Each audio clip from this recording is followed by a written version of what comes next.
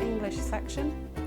It's for honeycomb honey, and I'm going to show you how to make one today. These are basically your English sections. We sell them at Thorne's in packs of 10, packs of 100. You're also going to need some beeswax foundation, section squares, which we sell in packs of 10, and some water and an old paintbrush. This is your section, which basically put on the bench, and with your water moisten against the back of the groove.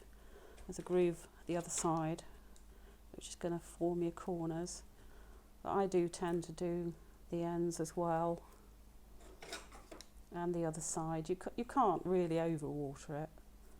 It's just to stop it cracking when you do bend it. So just moisten them like that, and just give that a minute or so, and it'll be ready to go.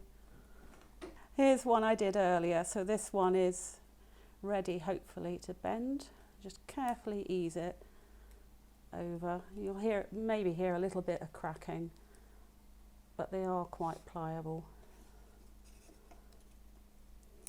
Basically bend that bit over to join into those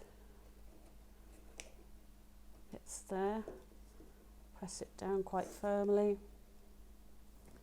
Get a sheet of your foundation, and with the foundation you need to have point up on your honeycomb, which that is the right way up.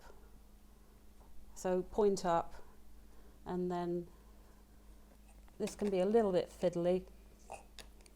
Got to try and get it into the grooves.